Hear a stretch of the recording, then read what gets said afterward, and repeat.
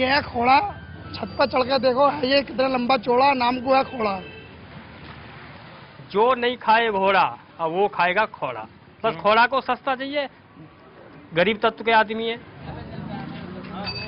लोग यही कहते हैं जो रिश्तेदार वहाँ से आकर, वो कहता है कहाँ रहे, नर्क में रहे तुम, इससे तो हम लोग बढ़िया है। नहीं आता है यहाँ पर। हाँ, एक देश का अगर एक भीख मांगने वाला भिखमंगा भी है, वो भी अगर बीड़ी पीता है तो वो भी टैक्स देता है बीड़ी के द्वारा, और उसको भी मूल सुविधाएं मिलना चाहिए, लेकिन कोई सुविधाएं नहीं मिलती है यहाँ पर लोगों को। नमस्कार, मैं रवीश कुमार। विश्व कप जीतने के बाद कई लोगों ने बताया कि वो पॉजिटिव फील कर रहे हैं हिंदुस्तान के लिए।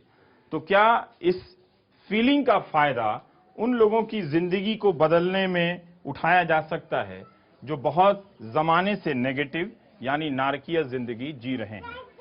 मैं दिल्ली, गाजियाबाद और नोएडा के बीच एक ऐसी बस्ती में हूं जो आपके रहने और शहर के प्रति जो समझ है उसे पूरी तरह से बदल देती है। यहां पर आकर लगा कि किसी भी बड़े शहर में कई तरह की बस्तियां होती हैं। एक अमीरों की बस्ती होती है जहां पर फ्लाईओवर बन जाते हैं, मेट्रो चली जाती है, फुटपाथ बिछा दिए जाते हैं, उनकी तस्वीरें छापकर हिंदुस्तान को सुपर पावर बना दिया जाता है। एक बस्ती वो होती है जहां वोट बैंक वाले गरीब रहते हैं, जहां सरकार बाद में आती है। खोड़ा एक तीसरी तरह की बस्ती है जहां पर सरकार नहीं रहती है लेकिन लोग रहते हैं, और ऐसे हालात में नालों के किनारे बैठकर अपने बर्तन की सफाई करते हैं, और उसके बाद भी आप मुझसे ये कहते हैं कि मैं नेगेटिव बहुत दिखाता हूं। वर्ल्ड कप के इस मौसम में पॉजिटिव बात नहीं कर रहा हूं। जिस जगह पर यह महिला बर्तनों को मांज रही है उसी के नीचे से सीवर का गंगा जल गुजर रहा है। काश धोनी का छक्का खोड़ा में आ गिरता और न्यू इंडिया का कैमरा उस गेंद के पीछे पीछे खोड़ा को भी खोज लेता,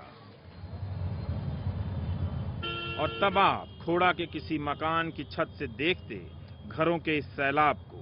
लाखों मकान मगर बिना सीवर, सड़क और पानी के। 10 लाख की आबादी का नारकीय जीवन। इन्हीं गलियों से हर दिन नोएडा, इंदिरापुरम और मयूर विहार के उद्योगों के लिए मजदूर और घरों के लिए काम करने वाली महिलाएं निकलते हैं।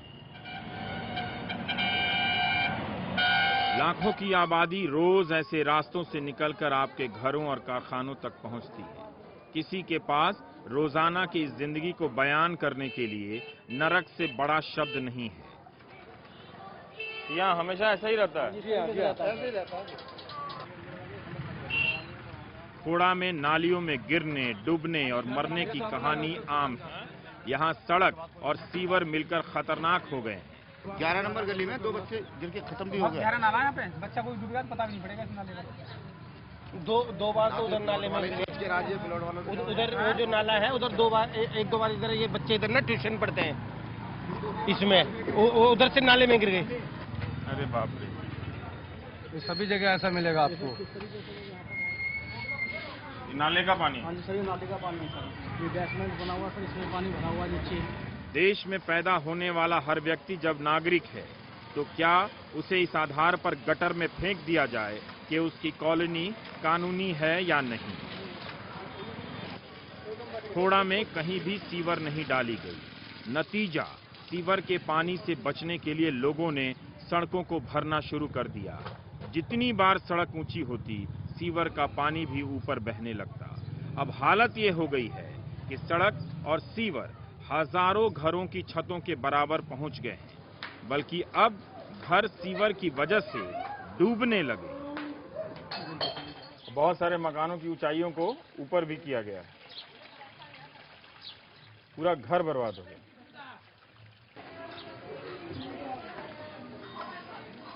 ये घर भी पूरी तरह से, मकान जो है पूरी तरह से अब खत्म हो चुका है। कारण ये है कि जो सड़क का जो लेवल है वो भरते भरते इतना ऊपर आ चुका है कि घर की छत तक पहुंच गया है। इस गली में मुझे लगा कि यह खिड़की है, मगर दरवाजा निकला। घर में उतरने के लिए सीढ़ी बना दी गई है। एक दिन यह दरवाजा भी बंद हो जाएगा और पहले तल का मकान बेकार, जैसे यहाँ के कई मकान बेकार हो चुके हैं। नाली का पानी घर में भी आ जाता है बारिश आ जाता था, जब तो ये समर्सी लगा लगाते हैं। हाँ। ये जो आप देख रहे हैं लग तो रहा है कि ये खिड़की है, मगर खिड़की नहीं है, ये दरवाज़ा ही था। पहले ज़मीन यहाँ पर थी और ये 1.5 से 2 फुट तक गलियों को भरते भरते अब यह दरवाज़ा जो आधा बेकार हो चुका है, अब वो खिड़की जैसा दरवाज़ा हो चुका है, जहाँ आप निकलने की बजाय अब आप इस तरह से खिड़की के रूप में इस्तेमाल करते हैं। तो ये एक रहने की ऐसी व्यवस्था मजबूर की गई है लोगों के ऊपर, जहाँ सब कुछ है मगर सरकार की जो योजना है और जो सुविधा है वही नहीं है, बाकी जो जीवन है वो किसी नरक से कम नहीं है। सिर पर बाल्टी लादे यह महिला अपने ही घर में ऐसे उतर रही है जैसे किसी कुएं में। पैसा हम लोगों ने 1000 रुपए दिए और नालियों का हाल देखो तो ये है, तकलीफ कितनी है बताओ। खोड़ा में कई मकान, स्कूल, मंदिर धंस चुके हैं। यह मकान भी धंस गया था, अब इसकी पहली मंजिल को भरकर छत के ऊपर से बनाया जा रहा है। खतरे में तो संविधान निर्माता भी हैं। जिस खोड़ा में संविधान नहीं, वहां कम से कम इनकी मूर्ति है। बरसात में यहाँ भी पानी भर जाता है। कमलेश के भाई का घर भी बेकार हो गया, रहने लायक नहीं रहा। जिनके पास पैसे थे उन्होंने अपने मकान ऊपर कर लिए। यहाँ के लोग अपनी मेहनत की कमाई सीवर और सड़क के धूप छांव के खेल में लुटा रहे हैं।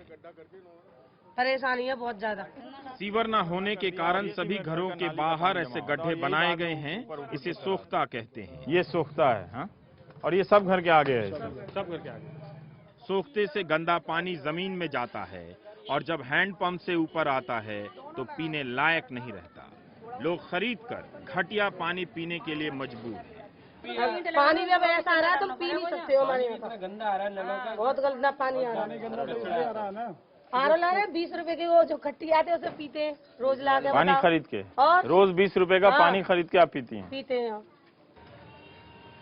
यहाँ इनकी सप्लाई बहुत है, हर दुकान पे मिलेगा ये यहाँ पर। कितना बोरा लाद के लाए थे? ये 10 कट्टे लाद के लाए थे। 10 कट्टे हैं। खोड़ा में सबमर्सिबल का कारोबार करोड़ों का है। एक सबमर्सिबल के 25,000 लगते हैं। हर घर के सामने ऐसी पाइप मिल जाएगी। इतना ही नहीं, इनकी लाखों की कमाई लुटती है गलियों की भराई में। हर साल हर परिवार 10 से 15,000 खर्च करता है। 2000 से ज्यादा गलियां हैं यहाँ। किसी का ना तो नंबर है ना घरों का पता। खोड़ा का विस्तार इसी से पता चलता है कि इसके भीतर 50 से ज्यादा कॉलोनियां हैं। एक आदमी 10-10 हजार। जैसा हमारी बिल आ रहा है 50 का, तो हमें 10 देने पड़े। जिसका 15 आ रहा है उसको 5000 देने पड़े। पैसे इतने कहाँ है भैया, तो लाते रहेंगे। और ये वो रास्ता है जिससे मैं हर रोज दफ्तर जाता हूँ। नीचे पसरी जलकुंभी की इस हरियाली को देखकर तालाब का भ्रम होता था। जब नजदीक से देखा तो पता चला कि खोड़ा का गंदा पानी यहाँ जमा होता है। किनारे के मकान कभी भी टूटकर डूब सकते हैं। इस घर के बेसमेंट में नाले का पानी भर गया तो घर बेकार हो गया। निकालेंगे तो फिर से आ जाएगा। अब इस ट्रांसफार्मर को देखिए, कभी ऊंचा रहा होगा, अब गंदे पानी में है। कितना खतरनाक है बताने की जरूरत नहीं। 11,000 वोल्ट की ये तार है, खुली हुई नंगी, ये जा रही है। और ट्रांसफार्मर जो है बगल में, यहाँ पर इस तरह से खोड़ा में बताते हैं कि 250 से, अच्छा मुझे भी दूर रहना चाहिए, 250 से ज्यादा ट्रांसफार्मर हैं यहाँ पर। और सब ज्यादातर जो ट्रांसफार्मर हैं वो नीचे रखे हुए हैं। इतनी हाई वोल्टेज की तार इस तरह से खुले में है। और अक्सर लोग शिकायत करते हैं कि कभी गाय, कभी भैंस, कभी लोग इसकी चपेट में, इन तारों की चपेट में आ जाते हैं। ये भी हमने बांधा खुद ही, बिजली वाला कोई कुछ नहीं करता इसमें। अब बच्चे पकड़े जा, कितने बच्चे पकड़े गए। एक लड़का भी 15 दिन में वो बॉल खेला था, वो पकड़ लिया बिजली ने 11,000 वाले ने। एक लड़का इनका पकड़ा 11,000 वाले ने। आपका अमित से मिलना जरूरी है। 20 साल का यह नौजवान ऑटो चलाता था। खोड़ा में दिल्ली के सैकड़ों ऑटो वाले रहते हैं। अमित इस मोबाइल फोन से छत पर बतिया रहा था, एक झटके में अपाहिज हो गया। बिजली विभाग ने अमित को कोई हर्जाना नहीं दिया। काश हमारे देश में आदमी की औकात होती। फोन आया, मैंने फोन नीचे से ऊपर ले गया बात करने के लिए। लड़का खड़ा हुआ था, ऊपर रहता वो लड़का, तो मतलब उन्होंने मेरे को टच किया पैर से, मैं फोन पे बात कर रहा था, बैलेंस बिगड़ गया, कनेक्ट हो गया हाथ में। खोड़ा खतरनाक होता जा रहा है, कहीं बिजली की तार से, कहीं गंदगी से। यह महिला मक्खियों सहित अपने पोते पोतियों के साथ बैठी है। ये गंदगी कोई हटाता नहीं है, क्या करें भैया। पूरे खोड़ा में एक भी कूड़ादान नहीं, सफाई कर्मी नहीं, खाली जगह पर लोग कूड़ा फेंकने के लिए मजबूर हैं। आप खोड़ा में कहीं जाइए, हर खाली प्लॉट कूड़ेदान में बदल चुका है। दिल्ली के मशहूर करीम होटल के कैशियर कमरुद्दीन खान मिल गए, जहन्नुम का खाका खींचने लगे। इतने लाखों की संख्या में लोग यहाँ रहते हैं और जरा से भी सुविधा नहीं है। आप कोई सुविधा नहीं, चल रहे हैं तो कूड़े, खाली कूड़ों का अंबार लगा हुआ है जगह पर, नालियों का वही पानी अभी यहाँ मुस्तकिल पानी भरा रहता था। ये बेचारे जो लोगों की दुकानें आसपास में, इन लोगों ने मिट्टी डालकर थोड़ा सा ऊंचा किया है। ऐसे ही ऊंचा होता चला गया। ऐसे करते अपना लोग इनफरादी तौर पर कुछ लोगों ने कर लिया, कुछ लोग इस तरह से ये तरीके। जहाँ भी किसी की जमीन खाली है वहाँ पे कूड़ा फेंकना है। क्या करेंगे, कोई वही नहीं, कूड़ा उठाने वाले कोई जगह नहीं कि कोई गाड़ी आती हो, कोई डिब्बा होता हो, कोई नहीं आता है। इसका कूड़ा भी इसी में रह जाता है, कूड़ा भी इसी में रह जाता है। अब जहाँ खाली प्लॉट होगा सभी लोगों के, पड़ोसियों के सारा कूड़ा वहाँ जमा किया जाएगा, जमा बड़ा रहता है वहाँ पे। न कोई गाड़ी आएगी कि मतलब गाड़ी कूड़ा उठा के ले जाए, कुछ भी नहीं। खोड़ा का कूड़ा और इसका नाले का पानी जो है, वो सब यहीं रह जाता है, बाहर कहीं नहीं जाता, सब इसी में रहता है। यहाँ पे हॉस्पिटल बनवाओ। इतने लोग आप लोग हो, कुछ तो करो। इस दुर्गा मंदिर में मैं जल्दी ही महिलाओं से घिर गया। एक को बुलाया था, सब चली आई। जहां सरकार नहीं जाती वहां रिपोर्टर की यही हालत होती है। महेंद्र सिंह धोनी को यहाँ बुलाइए, आपका खोड़ा बदल जाएगा। कि खोड़ा को भी थोड़ा सा चमका दो ताकि वर्ल्ड कप और चमके, है ना। बुलवाइए सर उनको।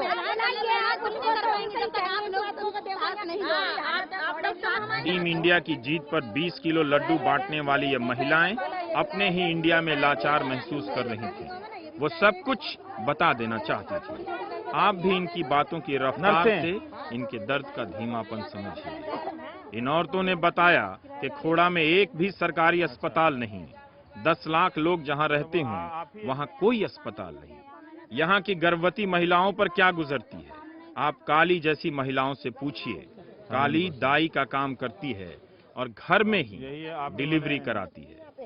इनके सबके करवा रखी, सबके करवा रखे आपने। अम्मा की बहू के भी, इनकी बहू के भी, इनकी बहू के भी, सबके करवा।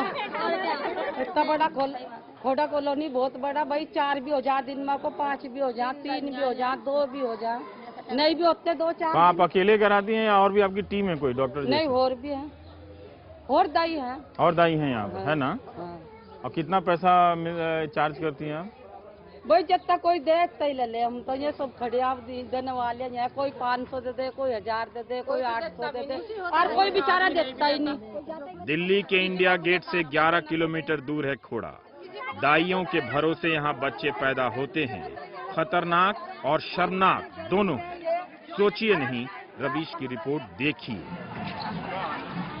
इस सड़क पर एक मोटरसाइकिल इतना बल खा रही है, इससे कोई गर्भवती महिला निकलेगी तो उस पर क्या बीतेगी। इसीलिए खोड़ा में झोला छाप डॉक्टरों की भरमार है।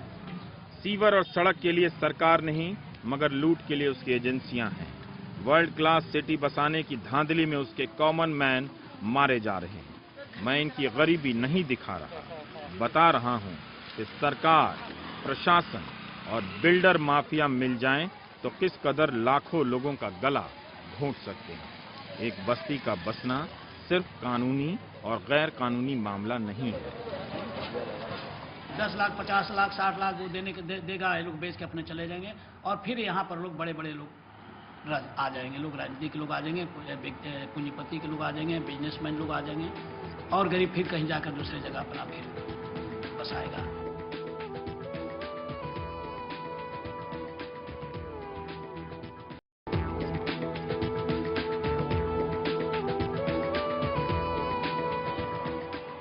खोड़ा के इकलौते सरकारी स्कूल का दरवाजा खुल गया। 10 लाख की आबादी वाले खोड़ा में हिंदी में पढ़ाने वाले सैकड़ों इंग्लिश मीडियम स्कूल मिल जाएंगे, मगर सरकारी स्कूल एक ही है। स्कूलों पर हमारी ऐसी रिपोर्ट से होता यह है कि निरीह टीचरों को सस्पेंड कर दिया जाता है, हालात नहीं बदलते। 10 टीचर है हमारे यहाँ, तो कम से कम 2 टीचर। गीता सिंघवाल की मजबूरी समझता हूँ कि जब टीचर आबादी और आलू गिनने के काम में लगेंगे तो पढ़ाएंगे क्या, एक टीचर कितने को संभाले। फिलहाल आप विद्यालय और बैंक का अंतर समझते रहें। वैसे भी शिक्षा जब आभूषण है तो इनके बस की बात नहीं। पूरा स्टाफ, कभी भी ऐसा टाइम मिलता है कि 15 टीचर या 10 टीचर इकट्ठे एक साथ बैठे हो। मोस्टली टीचरों की BLO, जनगणना, बाल गणना और क्या होता है ये अब बोर्ड एग्जाम में। हाँ, फिर आप पढ़ाती कैसे हैं इतने सारे क्लास को? मतलब सिर्फ अटेंडेंस लेके बैठ जाते हैं? नहीं, फिर मैं हर क्लास में के बच्चों मॉनिटर, जो बड़े क्लास के बच्चे होते हैं ना, उनको बुला के छोटे बच्चों को पढ़ाती हूँ। मैं बड़ी क्लास में पढ़ा लेती हूँ जाके। ये है ब्लैक बोर्ड। अब इसमें ना तो कोई टीचर लिख सकता है, इसमें टीचर की तो गलती है नहीं। जो शिक्षा विभाग है वो एक इस स्कूल को देने के लिए उसके पास एक बोर्ड तक नहीं। वर्ल्ड कप से ही सब हो जाएगा, बोर्ड बनाने की क्या जरूरत है? वर्ल्ड कप तो है ही हमारे पास। सर यहाँ हमारे यहाँ टीचरों के बैठने के लिए, टीचर के लिए भी कुर्सी नहीं है। मध्याह्न भोजन प्राधिकरण उत्तर प्रदेश, इसका भी लगता है कोई अथॉरिटी है। रसोई के कर्तव्य है। अच्छा, रसोई के कर्तव्य हैं। रसोई घर खाद्यान्न एवं सब्जी दाल आदि की समुचित सफाई रखें। भोजन बनाने में साफ पानी का ही प्रयोग करें। पूरे खोड़ा में कहीं साफ पानी नहीं है। हैंडपंप के आसपास सफाई रखें। खाना बनाने से पूर्व हाथ धोएं। जिस बोर्ड पर ये सारे आदेश लिखे गए हैं वही झर रहा है। देखिए, ये वो हिस्सा है मिड डे मील का खाना जहां पर रखा हुआ है। ये अभी काफी गर्म है, बढ़िया बना हुआ है, लेकिन जिस जगह पर ये खाना रखा हुआ है मक्खियां भिनभिना रही हैं। अगर हम इतने ही पॉजिटिव हो गए हैं और सचमुच ये विश्वास आ गया है कि हम कप जीतने के साथ साथ कोई नया हिंदुस्तान बना रहे हैं, तो ऐसे हालात को भी कम से कम बदल दीजिए। फिर बहुत सारे धोनी, बहुत सारे कप आपको मिल जाएंगे। सरकार खोड़ा का भविष्य नहीं बना सकती, बर्बाद तो कर ही सकती है। ये बच्चे बर्बाद हो रहे हैं। केवल 1 माह में अंग्रेजी बोलना लिखना सीखिए। ये 5वीं क्लास के बच्चे जो हैं Chunnu pocket books Chunnu pocket books की गाइड से अंग्रेजी सीखने की कोशिश कर रहे हैं, चाहते हैं अंग्रेजी सीखना। खोड़ा की समस्या ये है कि पहले ये गांव था, आज भी अंबेडकर गांव का दर्जा हासिल है। कई टेक्निकल बातें हैं जिन्हें समझने के लिए गीता लिखनी पड़ेगी। यहाँ की जमीन का नोएडा ने अधिग्रहण किया, उस पर अतिक्रमण हो गया। बाद में यह इलाका गाजियाबाद में चला गया, मगर बिजली और फोन नोएडा की तरफ से आता है। आदि आदि आदि 10 लाख की आबादी पर सरपंच से मिलने गया तो उनके लोगों ने कहा इन्हें बोलना नहीं आता। जिसने इन्हें सरपंच बनाया है उन्हें बोलना आता है। शुक्र है माइक लगते ही सरपंच की प्रतिभा सामने आ गई। नहीं, इसमें कुछ सुविधा तो गाजियाबाद से है, कुछ सुविधा नोएडा से है। नहीं, मुझे तो कुछ सुविधा नजर नहीं आती है। बोल तो आप पहले बताइए कि सुविधा क्या? थाना तो क्या सुविधा, चौकी है आपके यहाँ तो पूरा। 40 करोड़ आया था पीछे सरकार से। हाँ। वो वापसी चला गया। वापस चला गया? क्यों? पता नहीं सर क्यों चला गया। इन बातों में कोई दम नहीं। जितेंद्र शर्मा ने नक्शा खोल कर दिखा दिया। नक्शा गाजियाबाद जिला पंचायत का है।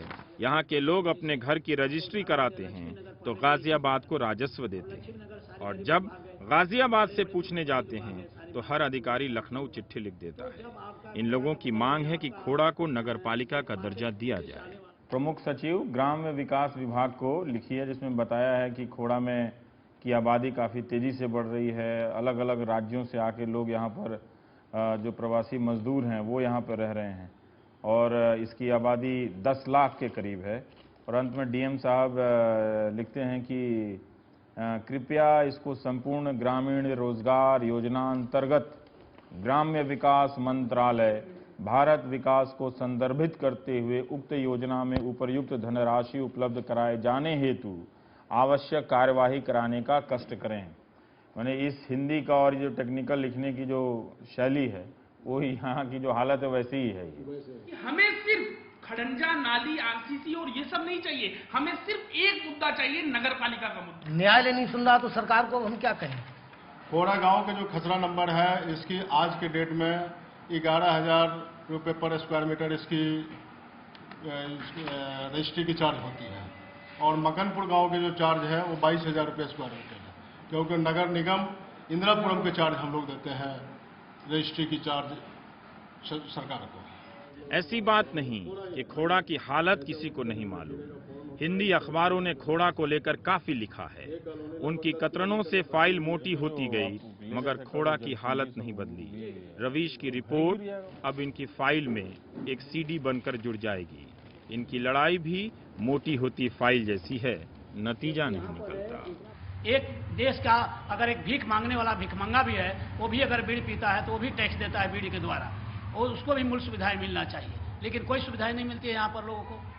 हमने रवीश की रिपोर्ट में अधिकारियों का बयान शामिल नहीं किया है। जो प्रशासन 20 साल से खोड़ा के लिए कुछ नहीं कर सका, उससे क्या सवाल करते और आप क्या सुनते। छुट्टियों के दिन अपने बच्चों के साथ खोड़ा आइएगा, देखिएगा हम जिस शहरीकरण का गुणगान कर रहे हैं उसने लोगों को रहने के कैसे हालात दिए हैं। दरअसल अमीरों और गरीबों के इलाके में फर्क होता है। एक में सुविधा होती है, दूसरे में वोट बैंक।